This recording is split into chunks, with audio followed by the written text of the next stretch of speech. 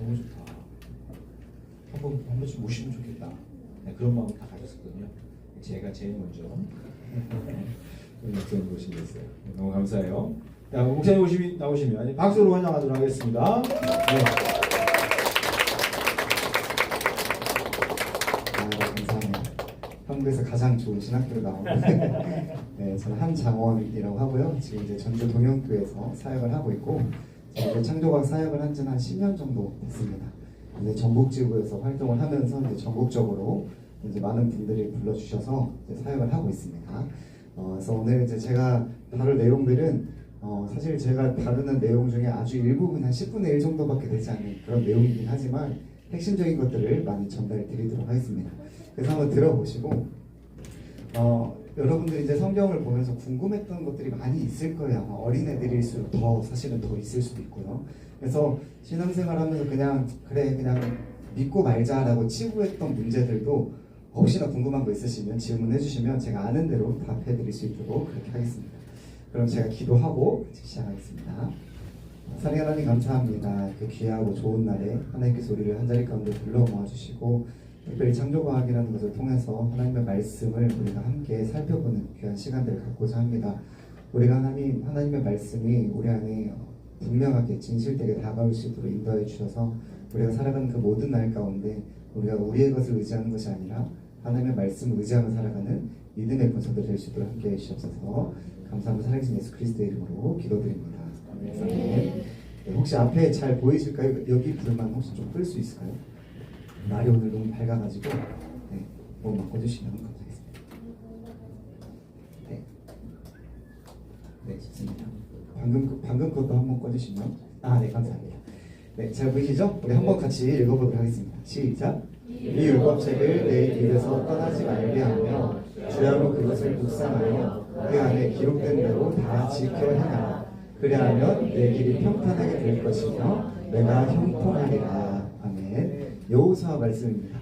여호수아 말씀, 이 말씀이 언제 이렇게 말씀된지 아시죠? 여호수아가 어느 상황에 있었는지 모세가 이스라엘 백성들을 광야 이제 애굽에서 끌어내서 광야에서 40년이 지나고 이제 요단 동편에서 가나안 땅에 들어가기 전에 이제 하나님께서 말씀하시는 그런 내용입니다.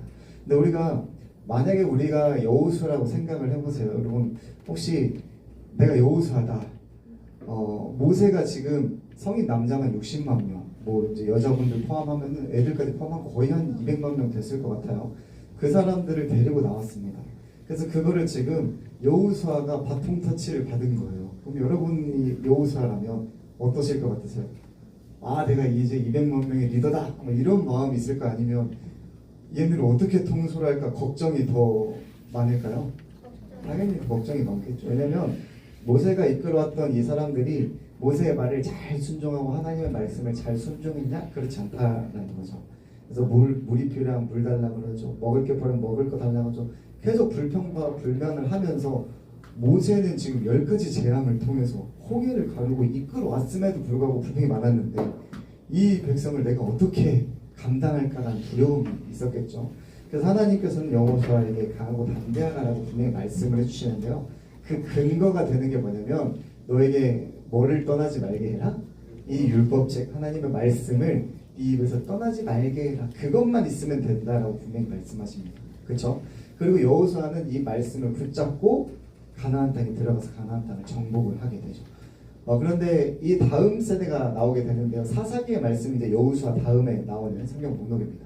같이 한번 읽어볼까요? 시작! 그 사람도 다 그 조상들에게로 돌아갔고 그 후에 일어난 다른 세대는 여호와를 알지 못하며 여호와께서 이스라엘을 위하여 행하신 일도 알지 못하였더라. 한 세대가 바뀌었습니다. 그런데 사실 우리가 우리의 아이들을 낳으면 우리의 다음 세대라고 그렇게 이야기를 하죠. 근데 이게 빨간색으로 표시된 것은 다른 세대가 태어나게 됩니다. 왜 얘네가 다른 세대냐? 이 세대가 태어났는데 이 세대는 뭐를 모르는 거예요? 아까 말한 그 율법책이 그 입에 있지 아니한 모습을 보여주는 겁니다. 하나님께서 어떤 일들을 통해서 우리를 건져주셨는지 어떻게 가나안 땅에 들어가게 하셨는지 하나님을 잊어버린 세대가 되었다라는 것을 이제 보여주는 그런 내용이죠. 그리고 우리가 사사기의 말씀을 총평해서 보여주는 한 문장이 있죠. 잘 아시는 것처럼 그때에는 이스라엘에 왕이 없으므로 사람들이 각기 제 속에는 옳은 대로 행했더라. 하나님을 지어버리고 나면 사실 그 누구도 저를 제어할 사람이 없습니다. 그렇죠? 내가 누군가를 때리거나 살인을 하거나 동성을 내거나 그게 무슨 상관이 내가 좋은데, 그렇죠? 기준이 사라져버리면 그런 일들이 벌어지게 됩니다. 이제 그 내용들을 조금 이따 이제 다루게 될 건데요. 그러면 우리가 이제 성경을 믿으면서 살아간다라고 이야기를 하는 거죠. 그러면 그 율법책, 그 성경이라는 게 도대체 뭘까? 혹시 옆에 두 분씩 짝을 지어서 가위바위보를 한번 해서 이걸 한번 물어봐 주실래요? 한번 가위바위보해서 한번 물어봐 주세요. 너는 성경을 왜 믿냐? 딱 한 가지 이유만 대답을 해봐라. 여러 개도 필요 없이 딱 한 가지만. 성경을 믿는 근본적인 이유가 무엇인가? 하고 대답도 한번 해보세요. 나는 왜 성경을 믿었나? 이제 또 다른 말로 하면 내가 왜 교회를 다니냐 하는 것도 되겠죠. 너는 도대체 왜 교회를 다니냐? 라고 물어봐 주시면 30초만 드리도록 하겠습니다. 답을 한번 서로 돌아가면서 한번 해보시죠.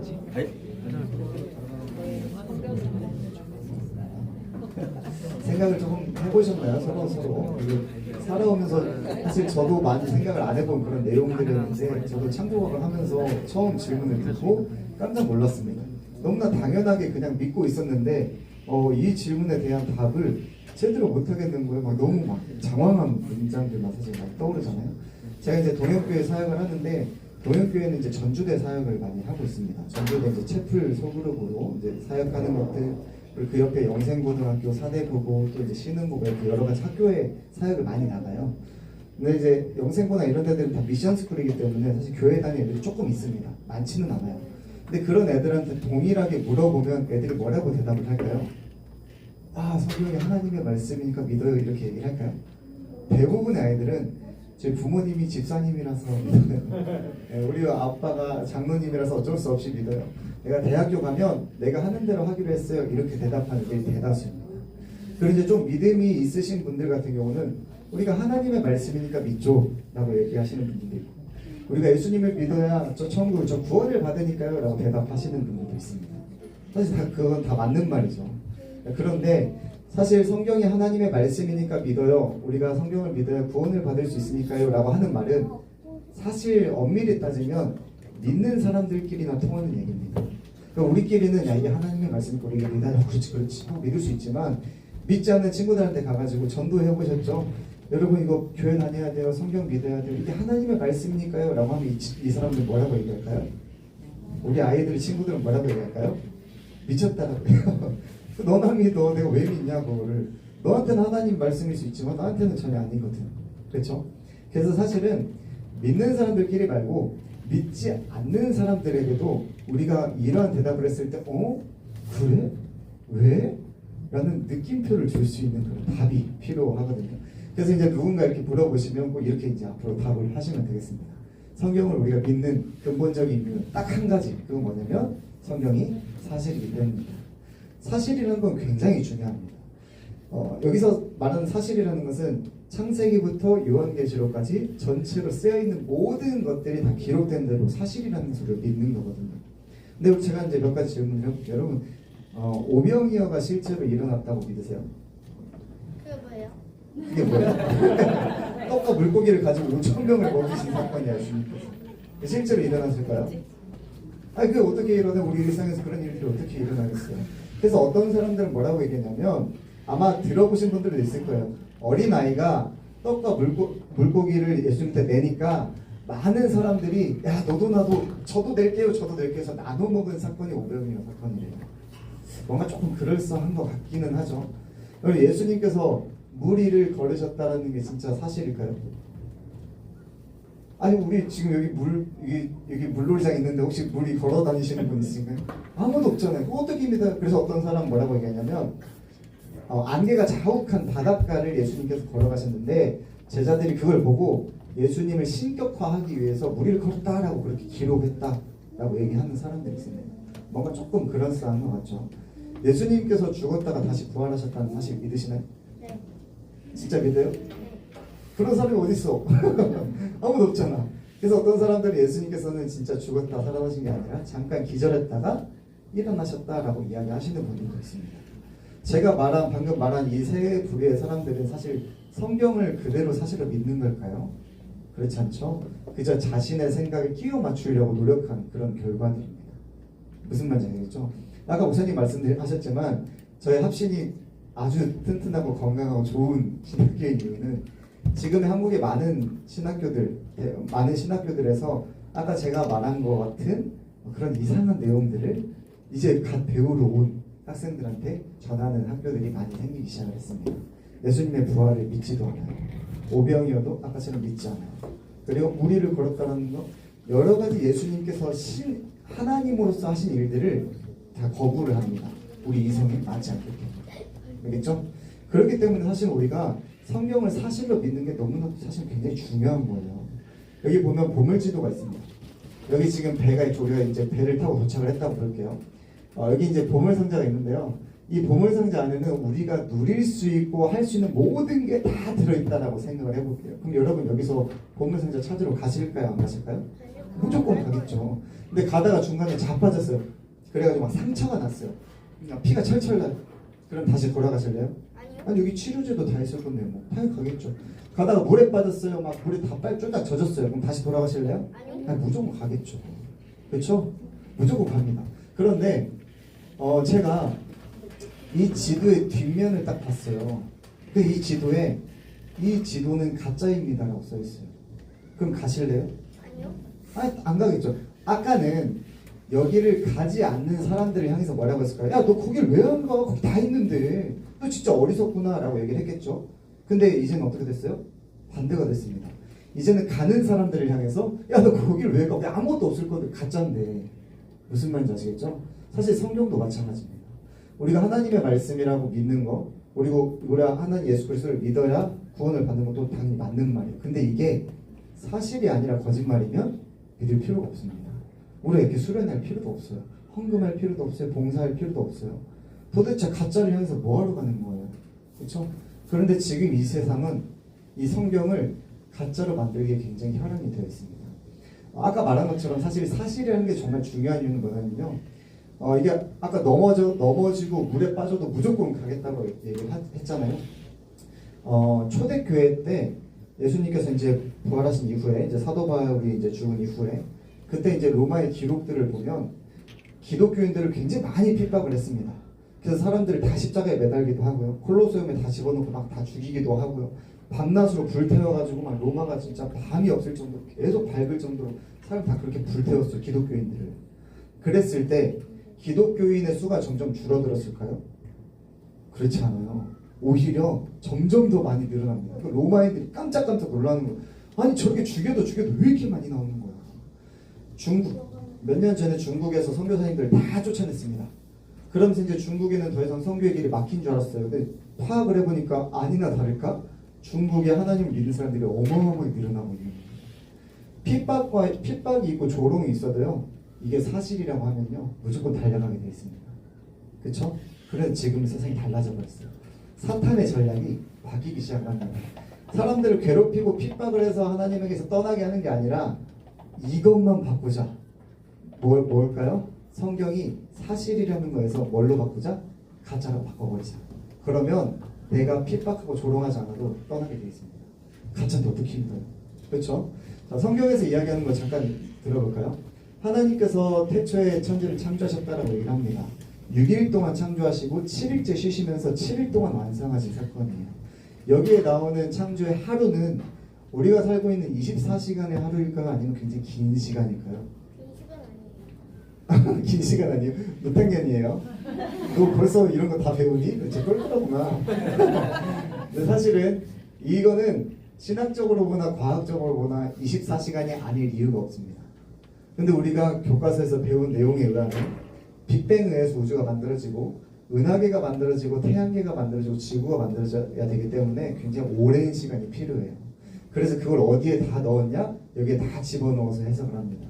근데 아이러니하게도 성경에서는 지구가 첫째 날 만들어졌다고 얘기를 하거든요. 빛과 어둠을 나누셨을 뿐만 아니라 태초에 하나님께서 천지, 지구, 물질을 창조하셨다는 걸 얘기를 해요. 근데 나머지 해달별은 몇째 날 만들어졌냐면 넷째 날 만들어졌다고 얘기를 합니다. 그렇죠? 그러니까 벌써 여기서부터 뭐가 있는 거예요? 부딪힘이 있는 거예요. 뭘 우리가 사실로 믿어야 되냐? 우리가 학교에서 배운 빅뱅에 대한 내용들을 사실로 봐야 되냐? 아니면 성경의 내용들을 사실로 봐야 되나? 이런 너무나도 많은 부딪힘들이 있기 때문에 지금의 다음 세대들이 성경을 거짓말로 믿어버린다라고 하는 거죠. 넘어가 볼게요. 여섯째는 하나님께서 사람을 창조하셨습니다. 아담과 하와를 창조하셨죠. 하나님께서 모든 걸 다 허락하셨는데 뭐 하나만? 선악과 본 사람들이 얘기를 하면 야, 하나님께 너무 치사하게 굳이 선악과를 만들어가지고 아니 그거 안 만들었으면 안 따먹었을 거 아니야. 그럼 죄 안 지었을 거야. 이렇게 해서 야 하나님께서 죄를 지을 수밖에 없게 만들었네 이렇게 얘기를 하시는데요. 그렇지 않습니다. 사실 선악과라고 하는 것은 아담의 입장에서 봤을 때 하나님을 기억할 수 있는 너무나 큰 축복의 통로였어요. 여러분 보세요. 아담의 입장에서 이제 여러분이 생각을 해보세요. 이 지구상에 사람이라고는 아담 그리고 하와밖에 없습니다. 그리고 동물들이 엄청나게 많은데요. 하나님께서 어떻게 동물들을 아담한테 이끌어 오셨어요. 그랬더니 아담이 부르는 대로 뭐가 됐어요? 걔들의 이름이 됩니다. 여러분 혹시 반려견 키우시는 분들 있으시잖아요. 반려견한테 제가 이름을 준다는 것은 뭘 의미하는 거예요? 너의 주인은 누구다? 나다라는 그 얘기를 하는 거잖아요. 아담의 입장에서는 모든 걸 다 누릴 수 있고요. 부르는 것마다 다 이름이 돼요. 그럼 아담의 입장에서는 뭐가 되는 거예요? 내가 여기 주인인데 내가 모든 걸 다 누릴 수 있네 라고 생각할 수 있겠죠. 하나님은 우리 눈에 보이지 않기 때문에 그렇죠? 하나님께서 선악과를 만들어 놓으신 거예요. 그러면서 뭘 하는 거예요? 저걸 볼 때마다 누굴 기억하는 거예요? 하나님을 기억하게 만드신 거예요. 그렇죠? 내가 주인이 아니라 하나님이 계시고 나는 그 하나님의 형상으로 대리 통치자로 있구나. 그것을 기억하도록 만드셨습니다. 근데 아담이 그 선악과를 딱 따먹음으로 인해서 뭘 한 거예요? 이제 하나님 필요 없고요. 제가 왕이 되겠습니다. 사실 그걸 선언한 거기 때문에 그 죄가 된 거예요. 그래서 그 죄로 인해서 사망이 들어오게 되었죠. 그렇죠? 그래서 이제 이 아담과 하와의 범죄 이후에 사람들이 범죄를 하기 시작하는데요. 아담과 하와의 아들들이 누가 있었죠? 가인과 아벨이 있었죠. 얘네 둘이 아주 행복하고 아름답게 잘 살았나요? 그렇지 않죠? 첫째였던 가인이 둘째였던 아벨을 돌로 쳐 죽이는 살인사건이 일어납니다. 그 이후로 죄악이 계속해서 쌓여요. 그렇게 1650년이라는 시간이 흐릅니다. 약 1650년이 흘러요. 그때 성경의 기록을 봤더니 사람들이 생각하는 모든 것이 항상 악할 뿐임을 하나님께서 보셨대요.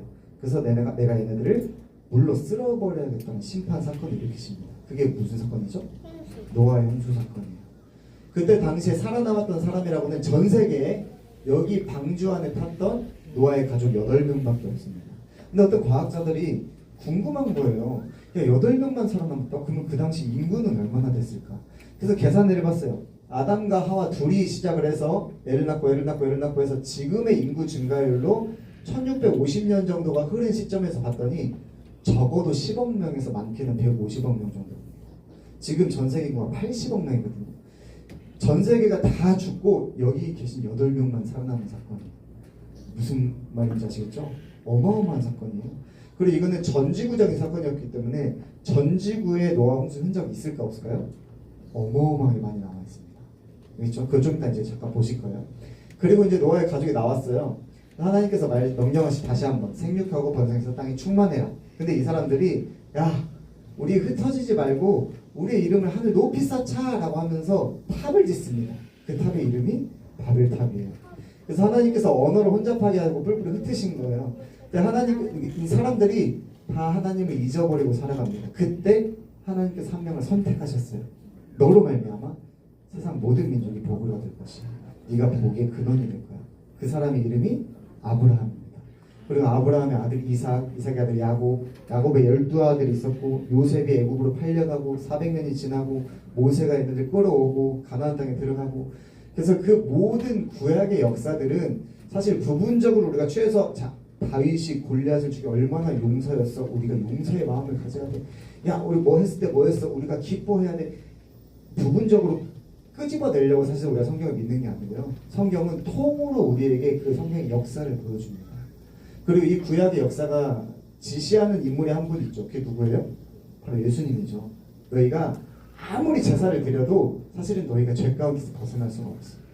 단번에 제사를 드려서 영원한 속죄를 이루실 분, 그분이 올 거야 라는 것들을 이제 말씀해 주십니다. 그게 바로 예수님이고요. 예수님이 오셔서 하신 일은 우리가 짓는 여러 가지 죄악뿐만 아니라 아담이 지었던 이 죄, 이걸 원죄라고 합니다. 이 죄까지도 해결해 주신 거예요. 그래서 우리가 예수님을 믿으면 이제 예수님을 통해서 구원의 자리에 갈 수 있다라고 하는 게 성경에서 우리한테 이야기를 하는 겁니다. 이게 뭐기 때문에 믿는다고요? 이게 다 사실이기 때문에 믿어요. 근데 우리가 예전에도 그렇고요, 지금도 그렇고요. 아까 말한 것처럼 사단이 전략을 아주 교묘하게 세워서 이거 거짓말이야 라고 바꿔놓기 시작을 하니까 사람들이 성경을 믿지 못하기 시작한 거예요. 같이 한번 읽어볼까요? 시작. 먼저 이것을 알지니 말세에 조롱하는 자들이 와서 자기의 정욕을 따라 행하며 조롱하여 이르되 주께서 강림하신다는 약속이 어디 있느냐. 조상들이 잔 후로부터 만물이 처음 창조될 때와 같이 그냥 있다니. 무슨 말이에요? 조롱하면서 얘기해. 야, 예수님께서 다시 오신다는 게 어디 있어? 말도 안 되는 얘기하지만 지금 그 얘기를 하는 거. 베드로의 시절에 이미 그런 사람들이 있었다는 거예요. 야, 이 모든 만물들은 하나님께서 만드시고 나서 그냥 그대로 있었지 하나님께서 다스리고 섭리하시고 그런 게 아니라는 거죠. 5절의 말씀도 읽어볼까요? 시작. 이는 하늘이 예적부터 있는 것과 땅이 물에서 나와 물로 성립된 것도 하나님의 말씀으로 된 것을 그들이 일부러 잊으려 합니다. 땅이 물에서 나와 물로 성립된 것, 셋째 날 하나님께서 아래 궁창 한쪽으로 물러나게 하시고 땅이 드러나게 하셨습니다. 그 얘기하는 거예요. 하늘이 예적부터 있는 것들, 창조에 대한 이야기를 하는 겁니다. 이 조롱하는 사람들이 와가지고 이런 것들이 말도 안 된다라고 얘기를 하는데요. 그 사람들의 입장을 보세요. 이 사람들이 이 모든 일들이 하나님께서 행하셨다는 것을 안다는 거예요, 모른다는 거예요? 사실은 안다는 거예요. 근데 어떻게 한다는 거예요? 일부러 잊으려고 한다는 거예요. 하나님의 존재를 알지만 일부러 잊으려고. 그래서 제가 이제 창조과학을 하지만 이제 많은 교수님들이 계십니다. 그리고 대부분의 교수님들은 사실은 진화론적인 공부를 하다가 나중에 이제 성경을 믿고 돌아오신 분들 굉장히 많이 있어요. 그래서 지금도 진화론적으로 공부하시는 분들, 실제로 그분들이 정말 속의 고백을 들어보면요, 하나님 알까요, 모를까요? 다 인정할 수밖에 없습니다. 하나님이 아니더라도 분명히 뭔가는 있다. 이 모든 것들이 우주부터 해서 모든 만물들이 그냥 있을 수가 없다는 거. 과학이 발전하면 발전할수록 더 미궁으로 빠지는 게 지금의 시대입니다. 하나님 다 알고 있어요. 그런데 내가 하나님을 인정하는 순간 교수직을 내려놔요. 돈벌이가 없어져요. 그러니까 어떻게 하는 거예요? 일부러 그 사실은 지어놓고 우리끼리 어떻게 연구를 해서 계속해서 새로운 이론들을 만들어내는 거죠. 그래서 지금의 이 시대 가운데에서 사실상 하나님을 모른 채 살아가게 만든 가장 핵심적인 인물이 바로 이 사람입니다. 누구죠? 찰스 다윈이라고 하는 사람이에요. 1859년에 종의기원이라는 책을 내서 사람들이 진화론을 싹 퍼지게. 어려운 일은 아닙니다. 제가 말씀드려볼게요. 여기 보면 비글호라는 배를 타고 전 세계를 이제 여행을 하려고 떠났어요. 근데 갈라파고스라는 제도에 갑니다. 섬이 여러 개가 있는 거예요. 근데 그 섬에 가서 봤더니, 관찰해봤더니 신기한 게 있어요. 뭐냐면 여기 보이는 이 새 이름이 뭔지 아시나요? 공부를 좀 열심히 하신 분들은 아실 겁니다. 핀치새라고 들어보셨나요? 핀치새인데 다 똑같은 새거든요. 근데 생김새가 어때요? 다 다르죠? 섬에 갔더니 섬마다 생김새가 다른 거예요. 그래서 어떤 애는 부리가 두껍고 어떤 애는 부리가 얇고 어떤 애는 나무 위에 먹이를 먹고 어떤 애는 땅에 먹이를 먹고 다 다른 거예요. 근데 잘 봤더니 얘네들이 또 자기들끼리 비슷한 애들끼리 결혼을 하더라고요.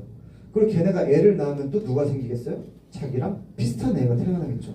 그러다 보니까 섬마다 있는 핀치새 모양이 자기들끼리 이렇게 뚜렷하게 구분이 되어 있는 거예요. 그래서 찰스 다윈이 어떻게 생각을 했냐면, 예를 들면 이렇게 생각을 한 겁니다. 야, 이거 봐라. 야, 이렇게 다르다고? 얘가 만약에 오랜 시간이 주어져서 계속 이렇게 형태가 뚜렷해지다 보면 이 핀치새가 나중에 비둘기가 될 수 있지 않겠냐라고 생각을 해버린 거예요. 무슨 말인지 아시겠죠? 우리 주변에 이제 비둘기 많잖아요. 먹이를 많이 주면 비둘기가 먹이를 계속 먹습니다. 뚱뚱해지죠? 그래서 비둘기한테 준 별명이 있는데 혹시 아세요? 닭둘기예요. 무슨 말이에요? 얘가 계속 먹다가 비대해지면 이제 날지 못하고 닭이 될 거라는 말이에요. 비둘기한테 한 천만 년, 막 1억 년 먹이 주었고 뚱뚱하게 만들면 닭이 될까요? 절대 될 수 없습니다. 그렇죠? 닭은 닭이고 비둘기예요. 근데 사실 그걸 우리가 어떻게 해요? 콩 심은 데 콩 나고 파 심은 데 뭐 나요? 판다는 거예요. 혹시 우리 할아버지 할머니가 혹시 기린이신 분 있으신가요? 없잖아요. 이거 전혀 다른 얘기. 왜냐면 우리 안에 유전자가 있기 때문에 다 그렇게 다양하게 될 수가 있어요. 근데 찰스 다인이 이걸 내게 한 20년, 30년 전에 멘델이라는 사람이 사실은 유전 법칙을 이미 발표를 했어요. 근데 이 멘델은 신부였습니다. 신부, 수도사. 그래서 사실 영향력이 약했어요. 사실은 이 멘델의 유전 법칙이 진화론보다 더 빨리 퍼지기만 했으면 진화론은 사실 쓸데없는 이론입니다. 유전 법칙으로 다 해결이 되기 때문에. 근데 그 유전 법칙이 퍼지기 전에 진화론이 싹 다 세상을 잠식시키기 시작을 했어요. 게다가 그냥 동식물뿐만 아니라 사람에게까지 영향을 미치기 시작을 했죠. 우리도 마찬가지로 어딘가에서부터 진화해서 온 것 같아요. 이제 우리가 오기까지 어떤 과정들을 거쳤는가 하는 것들 제가 좀 말씀드릴게요. 자, 일단 여기는 무척추동물부터 시작을 하는데요. 사실 여기까지 오는 과정도 빅뱅에 의해서 빵 터지고 은하계가 만들어 태양계가 만들어 지구가 만들어지고 거기에 원시 지구에 산소가 하나도 없이 부글부글 끓다가 갑자기 막 미생물이 생기고 어떻게 진화하고 해가지고 여기까지 오는 모든 그 과정들은 사실상 수학적으로 따지면 확률이 제로입니다. 제로. 근데 진화론에서는 뭐라고 해요? 우연히 언젠가 그런 일이 있었겠지.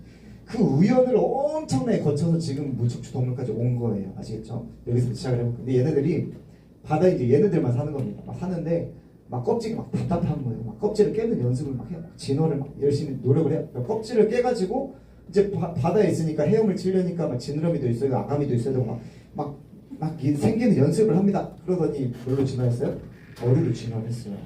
근데 얘네가 감히 어디를 쳐다봤냐면 육지를 쳐다본 거예요. 우리가 육지에 가면 어떨까? 육지에 가려면 뭐가 필요해요? 다리가 필요하죠. 그래서 막 앞다리가 쑥 뒷다리 쑥막 연습을 막 하다 보니까 뭐가 됐어요? 이제 양수류가 된 거예요. 근데 얘네가 밖에 나가고 알을 낳았더니 알이 막 말랑말랑하고 산소에 노출돼 공기도 좀 막 터져버리는 거 얘기해서 안 되겠다. 이 알을 우리가 껍질을 막 딱딱하게 낳아보자. 그 연습을 막 또 계속 합니다. 그러다 뭐가 된 거예요? 파충류가 된 거예요. 근데 얘네가 감히 어디를 쳐다봤어요? 하늘을 날면 어떨까? 근데 사실 파충류는 다 네 발로 걸어다니거든요. 근데 날려면 뭐가 필요해요? 날개가 필요해죠. 그래서 두 발로 걷는 파충류가 필요합니다. 그게 뭔지 아세요? 우리가 잘 아는 공룡이에요. 그래서 사실 여기 파충류랑 조류 사이에 공룡이 들어가거든요. 이 공룡이 나는 연습을 막 열심히 해가지고 날개가 돋아가지고 조류가 됐다는 거예요. 근데 한편 어떤 애들은 나는 거에는 관심이 없어요. 근데 알을 낳으니까 막 엉덩이 너무 아픈 거예요. 그래서 야, 이 알 껍데기 빼고 새끼를 그대로 낳아보면 어떨까? 그 연습을 막 하다가 뭐가 됐어요? 포유류가 됩니다. 근데 어떤 애들은 여기서도 그치지 않아요. 야, 우리가 이 육지에서 이렇게 사니까 막 육식동물들이 막 우리 다 잡아먹잖아. 안 되겠다. 다시 바다로 들어가자. 바다로 들어가서 뭐가 됐을까요? 고래가 됩니다. 그리고 나머지 애들은 그런 거 필요 없어요. 생각 좀 해보자 하다가 뭐가 된 거예요? 사람이 됩니다.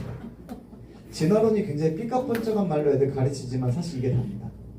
우리의 할아버지, 할머니 인사 안 하시니까 진화를 믿으면 그렇게밖에 안 되는 거예요. 반박하려고 해도 할 수가 없습니다. 우리는 이렇게 진화의 과정들을 거쳐왔기 때문에. 그러면서 진화론이 막 퍼지기 시작을 하는데요. 사실은 이제 계속 보겠지만 교회의 역할이 굉장히 컸습니다. 아까 말한 것처럼 기준을 줄 수 있는 건 사실 성경이자 하나님밖에 없거든요. 근데 그때 초대교회 당시에 중세교회 당시에 그 기록들을 보면 성경을 가진 사람들이 속된 말로 개판으로 한 거예요. 성경을 이용해서 막 흑인들 잡아다가 노예시키지, 핍박하지, 조롱하지, 막 죽이지 이런 것들을 성경을 기반으로 사람들을 막 압박하기 시작한 거예요. 사람들이 성경에 대해서 기가 차게 하기. 근데 일단 모든 문화는 기독교 문화이기 때문에 거기에 따라가기는 하지만 이거 기독교 이거 악은 막 이를 갈고 있었죠. 근데 누가 등장을 한 거예요? 진화론이 등장을 한 거예요. 그러면서 성경에서만 찾았던 답을 진화론이 주기 시작을 했습니다. 우리는 어디서부터 왔을까? 성경에서는 우리가 하나님의 형상으로 지음받았다 되었다라고 하지만 진화론은 뭐라고요? 야, 우리가 성경 필요 없어. 하나님 필요 없어. 수십억 년의 시간을 거쳐가지고 사람이 등장을 하게 된 거야 라고 우리의 기원에 대해서 답을 해주기 시작한 거예요. 잘됐다. 성경 믿지 않아도 하나님 믿지 않아도 우리가 어디서부터 왔는지 우리가 알 수 있구나 라고 사람들이 생각을 해보는 거예요. 그렇죠? 사람들이 얼마나 빠른 시간에 떠나가버는지 몰라요. 창조론은 뭐라 그래요?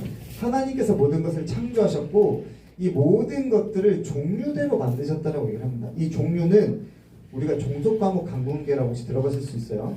그러니까 한 과를 의미합니다. 고양이 과, 늑대 과, 뭐 기린 과 있죠? 그 과를 의미해요. 그 과 안에서는 이렇게 다양하게 변이가 될 수 있을까 없을까요? 될 수 있습니다. 우리도 마찬가지로 다 똑같이 생긴 거 아니잖아요. 다 다르잖아요. 그렇죠? 하나님께서는 그렇게 종류대로 창조를 하셨다는 거. 그리고 얘네들이 이렇게 서로 다른 거는 그 안에 하나님께서 유전자를 다 심어 놓으셔갖고 다양하게 변이가 가능하게 하셨다. 이건 진화가 아닙니다. 그렇죠? 성경은 그 얘기를 하고 있어요. 우리가 어디서부터 왔는가? 하나님께서 자기의 형상대로 우리를 지으셨다. 그런데 죄로 인해서 죽음이 들어오게 되었다라고 성경 분명하게 기록을 하고 있죠. 그렇죠? 여기에 대해서 부딪힘이 생기기 시작을 합니다. 중요한 거는 무엇이 사실인가 하는 거예요. 만약에 진화론이 사실이면 우리 진화론 믿어야 될까 안 믿어야 될까? 무조건 믿어야 되죠. 사실인데 안 믿는다는 것은 진짜 어리석은 건 아까 보물상자, 보물지도 본 것처럼. 그렇죠? 근데 만약에 진화론이 사실이 아니라면 창조론이 사실은 우리는 뭘 믿어야 될까요? 당연히 창조론 믿어야겠죠. 그런데 안타깝게도 둘 다 뭐예요? 론이에요. 론은 사실 실험될 수 없고요. 관찰될 수도 없습니다. 그러니까 사실은 이 론이라는 것은 과학의 영역이 아니라 사실상 믿음의 영역이에요. 근데 우리는 성경을 기반으로 하나님의 창조를 믿는 거고 진화는 사실 과학을 기반으로 사람들이 진화론이 맞다고 생각하지만 전혀 과학이 아닙니다. 사실은 그래서 얘네들도 우리가 믿음이라고 이야기를 하는 거예요. 근데 학교에서 한쪽 측면만 계속 가르치니까 우리 아이들이 이게 맞다라고 믿어버리는 거죠. 제가 이제 몇 가지 사례들을 가지고 이제 설명을 해드릴게요. 우리가 성경적으로 바라봤을 때랑 그냥 바라봤을 때랑 어떤 차이가 있는지. 그랜드 캐니언 혹시 가보신 분 계신가요?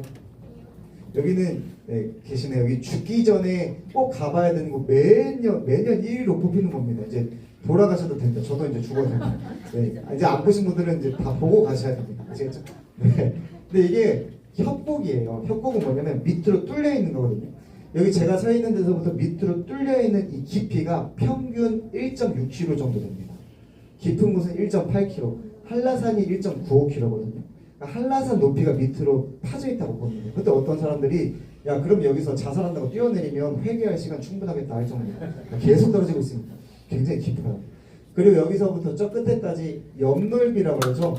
이 옆넓이가 가장 긴 구간은 한 30km 정도 돼요. 전주 끝에서 끝이 20km가 안 되거든요. 그러니까 어마어마하게 크죠. 그리고 이렇게 뚫려있는 이 길이가 저 끝에서 여 끝에까지 450km 정도 돼요. 서울에서 부산까지. 그러니까 하루 안에 다 볼 수가 없어요. 차만 계속 타고 이동을 한다고 하더라고요. 어마어마하죠. 여기 딱 가보셨을 때 느낌이 어떠셨어요? 창조가 이제 선교사님을 같이 가지 않았으면 누구나 다 그래요. 와 이게 진짜 대박이다. 이걸 보면요, 이게 지금 영상이 나오는데요. 지금 소리가 안 나오는데 소리는 그냥 제가 말씀드리고 볼게요. 여기 지금 쭉 이렇게 파여 있는 게 콜로라도 강이에요. 이렇게 옆으로 이제 서 있는 절벽 같은 게 있죠. 얘네들을 보면 사실 여기랑 다 같은 지층입니다. 그 말은 얘네가 다 만들어진 다음에 나중에 깎였다라는 것을 얘기를 하는 거예요. 근데 이제 만들어지는 시간이 얼마나 오랜 시간이 필요하겠어? 얘네들이 또 깎이려면 또 얼마나 오랜 시간이 필요하겠어? 그래서 얘네들 한 20억 년 됐다 막 이렇게 얘기를 해요. 5억 년, 내 밑에 있는 층이랑 한 5억 년, 한 20억 년 됐다 막 이렇게 이야기를 하는 거예요. 그러니까 기독교인이든 기독교인이 아니든 여기만 딱 가서 딱 보면 그러니까 너무 커서 사실은 야 이게 뭐야 싶을 정도로. 근데 다 뭐라고 그랬냐면 야 엄청나게 오랜 시간이 들었겠네라고 당연히 그렇게 생각을 할 수밖에 없죠. 왜냐하면 우리가 배운 지식에 의하면 얘네들이 지층이 만들어지려면 굉장히 오랜 시간 동안 쌓여야 되고 오랜 시간 동안 깎여야 되기 때문이죠. 근데 이제 이거는 이제 원래 노아 홍수하면서 같이 다루는 건데요. 제 안에도 제 그 차에도 지금 화석이 좀 실려 있어요. 삼엽충 같은 애들이. 삼엽충 같은 애들이 가장 원래 밑에 층에서 발견돼야 됩니다. 아까 그 진화의 순서대로 하면 이 캥브리아기 가장 밑에서 유척추 동물, 이제 삼엽충 이런 애들이 많이 발견이 돼요. 그런데 아이러니하게도 이런 삼엽충들이 가장 밑에서만 발견되는 게 아니라 가장 위의 지층에서도 굉장히 많이 발견이 됩니다. 여기랑 여기는 지금 5억 년 정도 차이가 나거든요. 근데 5억 년 지났는데 얘랑 여기 있는 애랑 여기 있는 애랑 생김새가 차이가 있을까 없을까요? 차이가 없는 거예요. 아니 야 이렇게 오랜 시간이 지났는데 아니 왜 어떻게 같은 모습으로 발견되는 거야? 왜 진화도 하나도 안 한가? 진화론자들은 그래서 이제는 화석을 진화의 증거로 내세우지도 않아요. 자기들 얼마나 잘못됐는지 알기 때문에.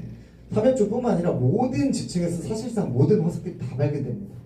근데 여전히 학교에서 가르쳐지고 있어요. 이거 사실은 정말 양심적으로 공부하시는 그런 진화론자들은 이거 우리가 이렇게 공부하긴 하지만 아직 밝혀지지 않았어 이렇게 얘기를 합니다.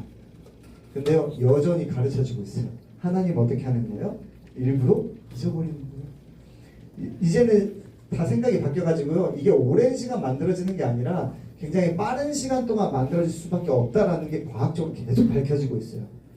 근데 사람들이 뭐라고 얘기하냐면 야 수십억 년의 지구의 역사 가운데 언젠가 그런 적이 있었겠지. 그렇죠? 우리는 뭘 통해서 알 수 있어요? 그런 사건이 있었구나 성경에. 그게 무슨 사건이에요?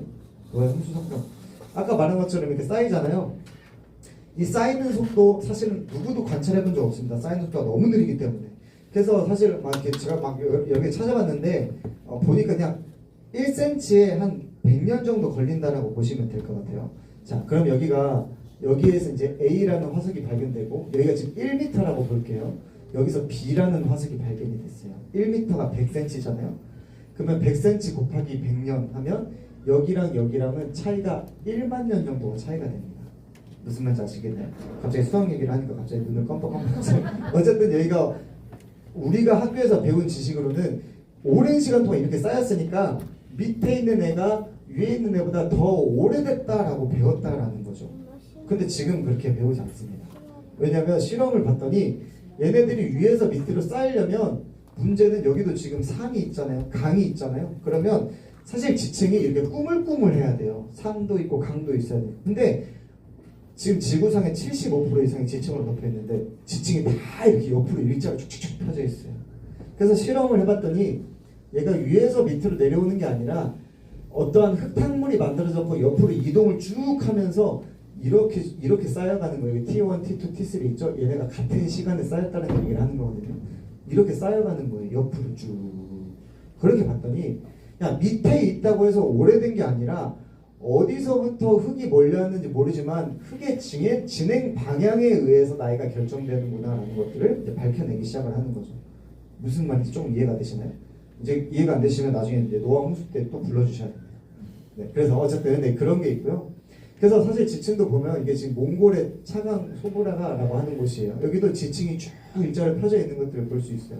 이게 지금 제가 이제 드론으로 찍어갖고 위에서 보니까 이렇게 꾸물꾸물한 것 같지만 옆에서 보면 옆으로 쭉 일자로 펴져 있는 거 볼 수 있습니다. 제가 이렇게 위험한 짓을 많이 하거든요. 만약 제가 없어지면 먼저 갔다고 생각하시면 저 다 왔으니까 이제 갈까. 이게 쭉 이제 옆으로 쭉 펼쳐져 있어요.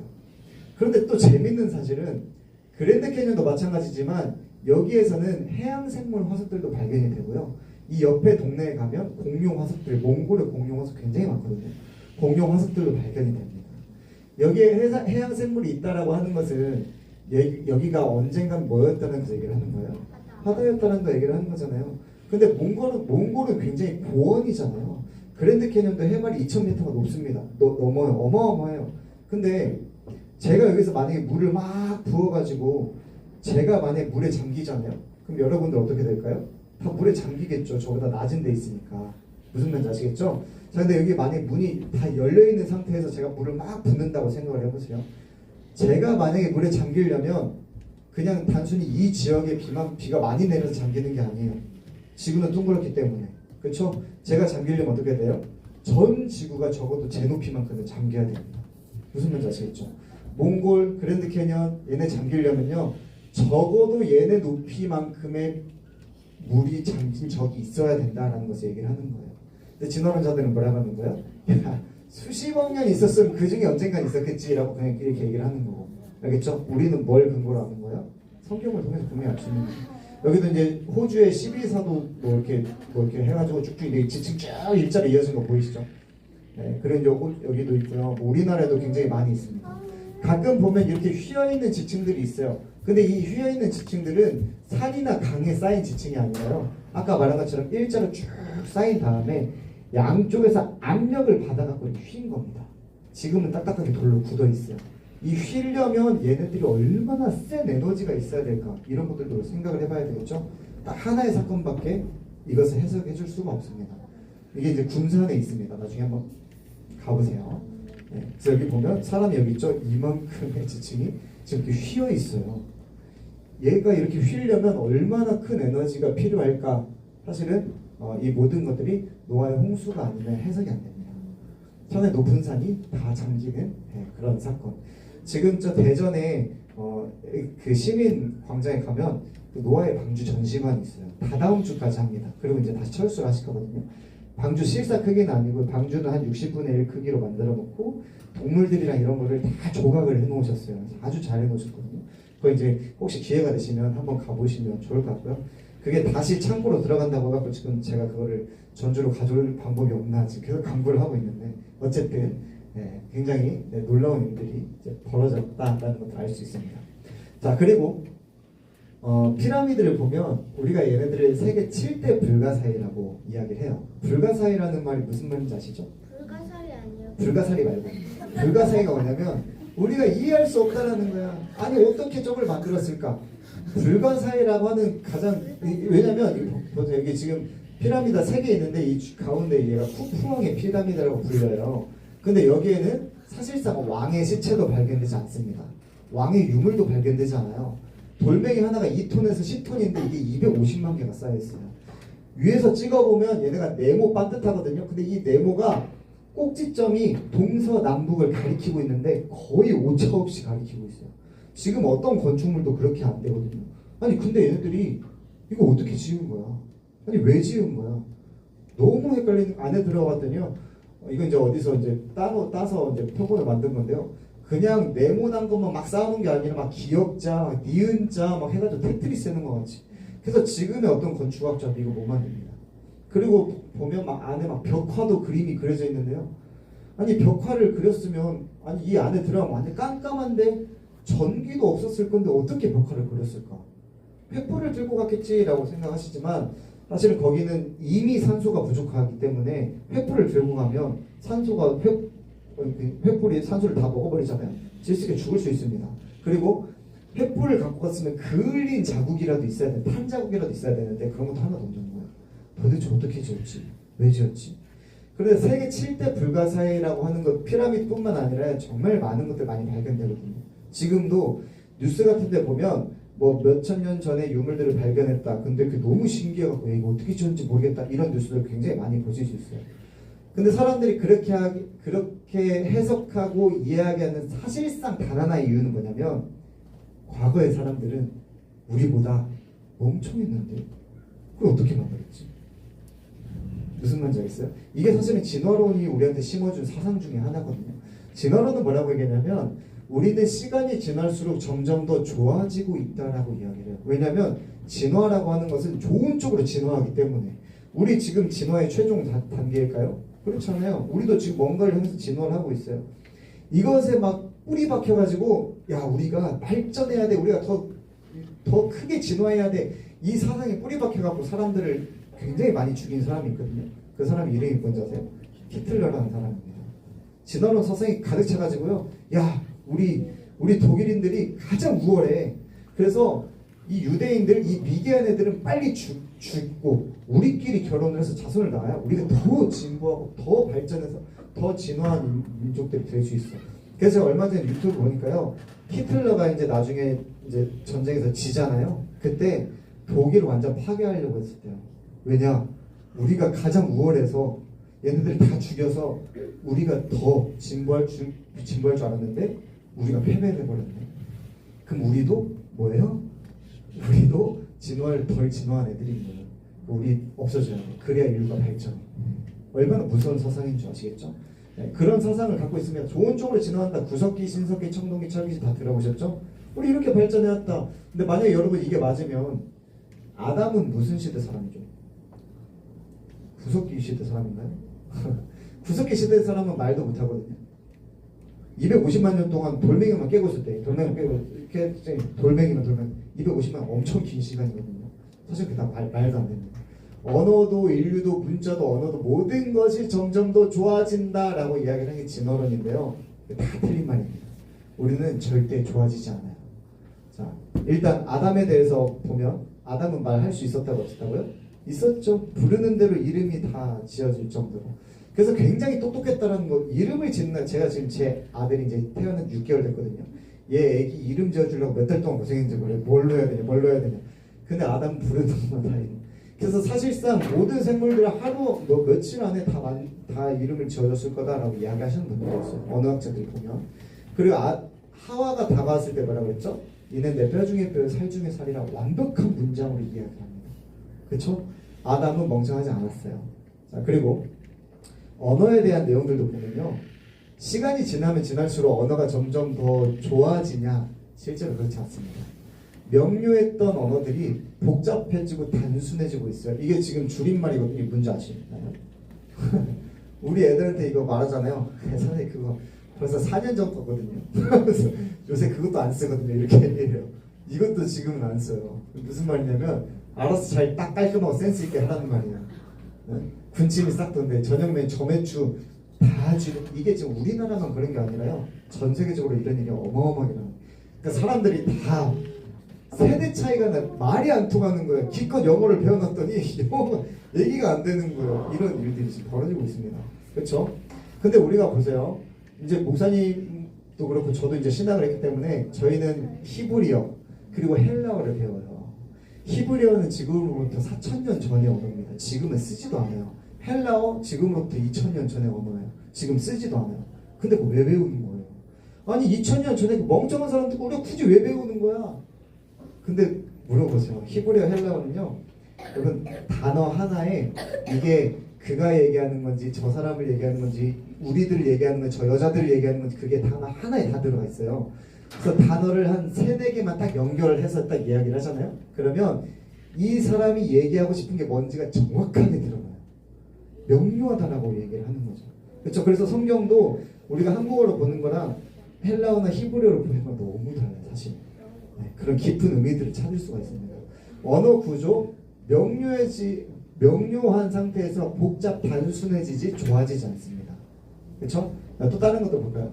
자, 우리가 착각하는 게 있어요. 이게 보면 이제 TV잖아요. 옛날에 TV 너 이거 잘 버리지? 옛날에 이런 TV가 있었어. 이게 TV를 채널을 돌리면 어떻게 해야 돼요? 앞에 가가지고 딱딱딱딱딱 돌려야 돼요. 근데 만약에 TV가 지지직 끓어요. 그럼 어떻게 해야 돼요?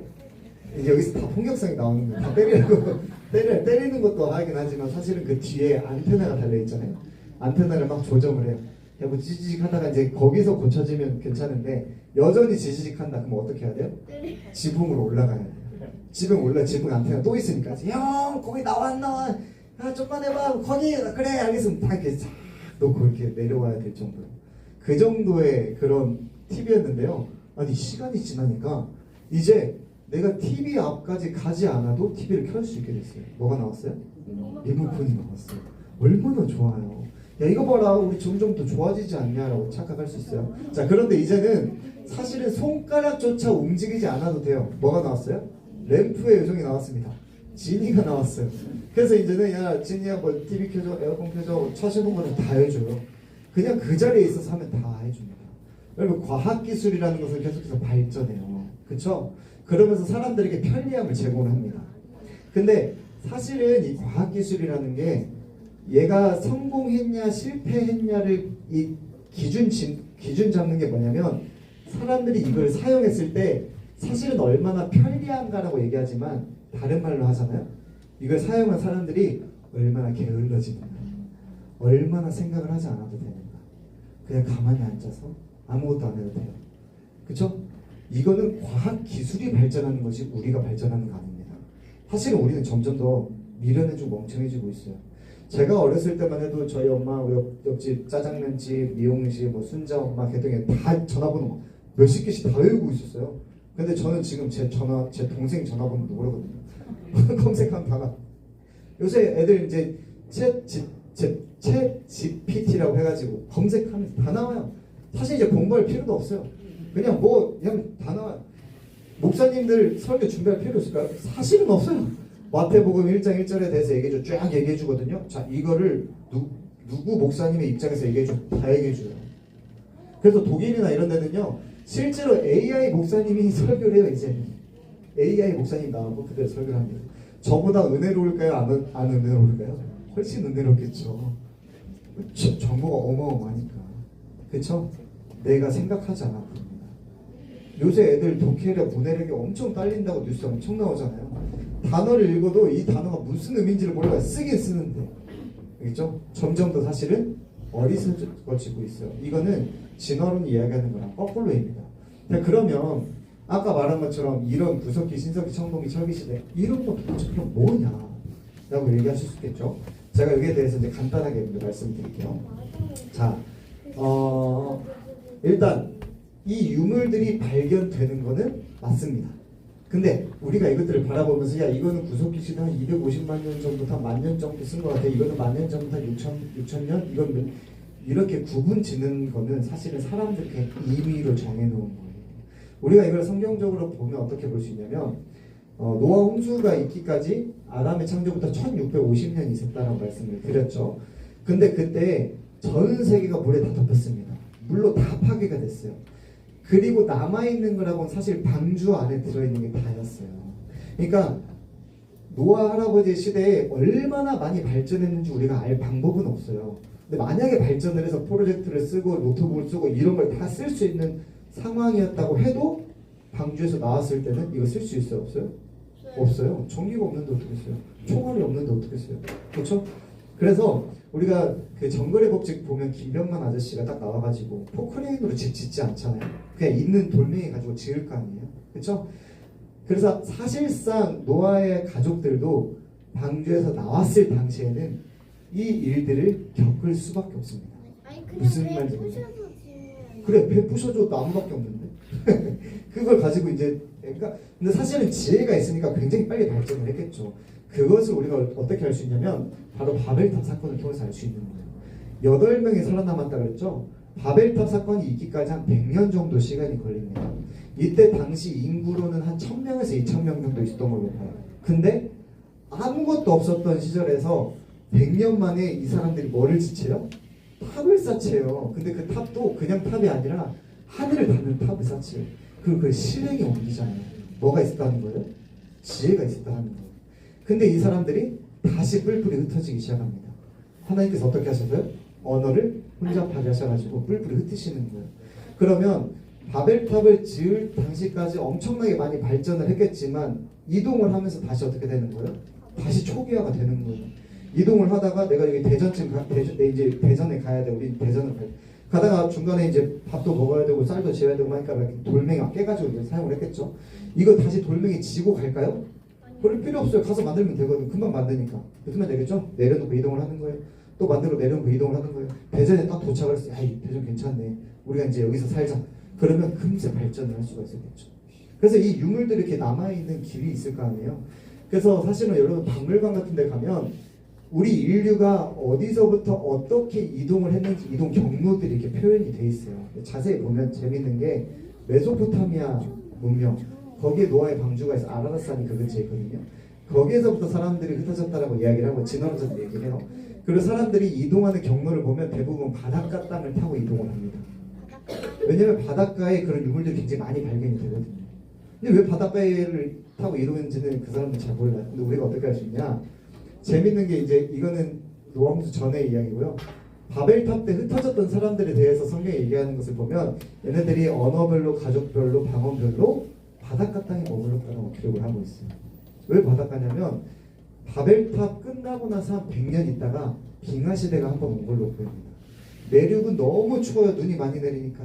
근데 바다에서는 계속 증발이 일어나니까 바닷가는 따뜻한 거예요. 바닷가를 타고 이동을 해요. 빙하시대가 절정에 이르게 되면 그만큼 해수면이 낮아지겠죠. 지금 빙하가 녹아서 해수면이 높아지고 있잖아요. 그래서 빙하가 절정이 되면 지금의 해수면의 120m가 낮아집니다. 그러면 지금의 5대양 6대주가요 사실은 땅으로 다 연결이 돼요. 그래서 배나 비행기를 타지 않아도 걸어서 이동을 할 수가 있습니다. 그래서 아마도 하나님께서 바벨탑 때 사람을 뿔뿔이 흩으시기 위해서 빙하시대를 이용하지 않았나 그렇게 보기도 합니다. 무슨 말인지 아시겠죠? 네, 이것도 혹시 궁금하시면 나중에 또 이제 물어봐 주시고요. 수명도 마찬가지입니다. 아담 할아버지 130세에 셋을 낳고 930살 살았어요. 셋은 105세에 에노스를 낳고 912세를 살았어요. 노아 홍수가 있기 전에 사람들은요 대부분 900살까지 살았습니다. 근데 노아 홍수가 일어나고 난 이후에 태어난 사람들이 있을 사람이거든요. 이 사람들은 430살 정도 살죠. 그리고 나서 빙하 시대가 한번 딱 오는데 그때 태어났던 사람들은 230살까지 삽니다. 그리고 수명이 점점 줄어들어요. 지금 우리가 100세 시대라고 얘기를 하지만 사실은 우리는 사실 약 기운에 산다고 이야기를 해요. 병원이 많고 하니까. 근데 아프리카나 이런 오지를 가잖아요. 평균 수명이 40대 중반이면 사실은 다 죽습니다. 수명은 점점 줄어들어요. 좋아지지 않습니다. 그렇죠? 모든 것이 다 나빠지고 있어요. 성경이 사실 이거 얘기하거든요. 하나님께서 모든 것을 만드시고 보시기에 어떠하셨다고 그랬죠? 심히 좋았더라, 보시기에 좋았더라 얘기잖아요. 죄로 인해 타락해서 사람 모든 환경들은 다 나빠지고 있습니다. 우리 유전자, 수명, 모든 환경들은 다 나빠지고 있어요. 근데 진화론은 거꾸로 얘기하면서 사람들 안심시키는 거예요. 이건 정말 잘못된 겁니다. 자, 이제 공룡에 대해서도 잠깐 볼게요. 공룡이 우리가 이제 이렇게 발견이 된다라고 많이 이제 영화를 통해서 보니까 이렇게 이제 많이들 오해를 하고 계세요. 근데 이건 사람도 가짜고 공룡도 가짜입니다. 이렇게 발견되는 것도 거의 없고요. 사실 그 자연사 박물관 같은 데 가면 이렇게 목 긴 곰, 브라키오사우루스 이렇게 전시해놓은 이런 박물관 데 가면 이 밑에 표지판이 이렇게 있어요. 그래서 여기에서 발견된 화석들은 뭐 이거입니다. 그러니까 몇 개의 화석이 발견되고 나머지는 어떻게 했다는 거예요? 그걸 본 따서 만들었다는 거예요. 실제로 공룡 화석 같은 경우는 이제 보통 어떤 식으로 발견돼? 이런 식으로 많이 이제 발견이 돼요. 네, 이렇게 발견이 됩니다. 그럼 여러분이 공룡학자라고 생각을 해보세요. 어떠실 것 같아요? 이걸 딱 마주했어요. 일단 사실은 기분은 좋아야 돼요. 왜냐하면 연구한 결과가 나오긴 했으니까. 근데 이내 뭐가 될까요? 아니 직업 옮길까? 이런 생각 들지 않겠어요? 왜요? 이걸 가지고 뭘 해야 돼요? 조립을 해야 되겠죠? 근데 이게 조립이 그냥 조립만 해서 되는 게 아닙니다. 그 과정이 엄청나게 복잡해요. 첫 번째, 일단 얘가 공룡인지 코끼리인지 길인지 구분을 해야 돼요. 비슷하게 생겼거든요, 사실은. 그렇죠? 근데 어떻게 알 수 있냐면 여기에 어떤 꼬리뼈가 발견이 되는데 이 꼬리뼈가 지금 살고 있는 생물에서 발견이 안 돼요. 그래서 그 꼬리뼈가 있으면 아 이거 공룡이었구나 라는 것을 알 수 있는 거예요. 알겠죠? 자, 이 꼬리뼈가 발견됐다고 할게요. 2번 뭘 해야 되냐? 야 그럼 이거 한 마리야 이거 10마리야 100마리야 이걸 또 추려야 돼요. 왜냐면 뼈들은 이제 노아 홍수 때 보면 동물들은 사실 이제 물이 이렇게 덮이면 조개나 삼엽충 애들은 바다 밑바닥에 살기 때문에 얘네가 이제 흙탕물이 쓸고 내려가면 얘네들이 화석화될 확률이 굉장히 높습니다. 바다 밑바닥에 살기 때문에. 그래서 대부분 사실은 99% 이상은 다 조개나 해조류 같은 애들이에요. 그러면 이제 공룡이랑 이런 화석들은 사실은 다 물에 둥둥 뜨게 돼 있어요. 동물 같은 애들은. 근데 이제 나중에 물이 빠지면서 같이 이동을 해서 같이 그 상태에 그대로 묻히기 때문에 뼈는 이렇게 엄청나게 많이 발견되거든요. 그럼 야 이거 한 마리야 10마리 100마리 이걸 추려야 되겠죠? 근데 어떻게 하다가 이제 한 마리로 추렸어요. 그럼 이제 뭘 해야 돼요? 아까 말한 조립을 해야 되는데 정답이 있어요 없어요? 눈에 보이잖아요. 우리 정답 없이 퍼즐 조각 조립해보세요. 쉬워요 어려워요? 엄청 어렵습니다. 근데 얘네들이 조립을 해야 돼요. 근데 조립을 하다 보니까 막 머리가 2개, 막 꼬리가 3개 나올 수도 있겠죠. 뼈가 섞여 있으니까. 근데 어떻게 내가 한 마리로 딱 조립을 했어. 그럼 이제 얘를 뭘 해야 돼요? 얘가 살아생전의 모습을 알고 싶어요. 그러면 살을 입혀야 되겠죠. 근데 얘가 뚱뚱했는지 날씬했는지 엎어져 있었는지 서 있었는지 알 수 있어요? 없어요? 없어요. 다 누구 생각대로 하는 거예요? 내 생각대로 하는 거예요. 그렇죠? 자, 근데 여기까지 살을 붙였어요. 여기서 끝이 아닙니다. 얘가 나중에 뭘로 또 진화한다고 그랬죠? 공룡이? 새로 진화한다고 그랬죠? 그럼 야 털은 있었어. 야 그럼 날개는 있었을까? 여기까지 계속 발전해 나가야 됩니다. 그래서 최근에 나온 주라기 공원의 영화에 보면 이게 지금 몽골에서 발견된 화석이거든요. 이 털이 있는 모습들 보이시죠?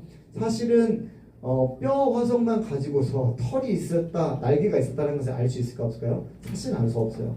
날개만 전시되어 있는 박물관들이 있어요. 거기 가보면 날개는 어디서부터 진화됐는지 진화 이론 단 한 개도 없습니다. 그렇죠? 네, 어마어마하게 지금 공룡. 그리고 이 공룡의 컨셉은 뭐냐면 시력이 안 좋아요. 그래서 지금 코로 냄새만 맡아서 지금 이 여자를 잡아먹으러 가고 있는 거예요. 얘가 뼈만 보고서 얘가 시력이 나빴는지 후각이 뛰어났는지 알 수 있을까 없을까요? 없어요. 다 편견이에요. 근데 이걸 다 심어놓고 나면 우리 애들이 이거 보면서 어떻게 할까요? 와, 저 진짜 공룡 저랬구나. 야, 공룡에서 진짜 새로 진화했겠구나 라고 생각할 수밖에 없게 되겠죠. 그래서 사실 우리 아이들 유튜브나 이런 거 보는 거 굉장히 사실은 주의해서 봐야 되는, 분별력을 잘 길러주면서 봐야 되는 그런 것들을 잘 생각을 해야 됩니다. 얘는 이제 털이 달린 그런 공룡이고요. 이게 이제 최근에 나온 주라기 공원이거든요. 이 다음에 또 나온 공룡을 보면 걔는 이제 거의 진짜 완벽하게 날개가 달린 모습을 볼 수 있습니다. 그래서 이제 물에서 헤엄치는 모습을 보면 마치 날개짓을 하고 있는 것 같은 그런 모습들도 볼 수가 있어요. 손톱이 엄청나게 길죠. 제가 이제 작년이랑 재작년에 몽골 갔다 왔는데 몽골도 사실 창조과학 탐사하기 너무 좋은 코스들이 있더라고요. 그래서 이제 뼈 항상 이거 지금 여기 공룡이 나오고 있죠? 어떤지 보세요. 지금 날개가 달려 있죠. 이렇게. 네, 완전히 그냥 뭐 새랑 거의 비슷하게 생겼죠. 공룡에서 새로 진화했다라고 하는 중간 단계와 화석 중에 시조새라는 게 있습니다. 이건 사실 시조새는 사실 1980년에 이미 완벽한 새로 그냥 결론이 났어요. 끝났어요. 근데 지금 여전히 우리나라 교과서에서는 중간 단계 화석으로 가르쳐지고 있습니다. 이게 굉장히 큰 문제거든요, 사실. 네.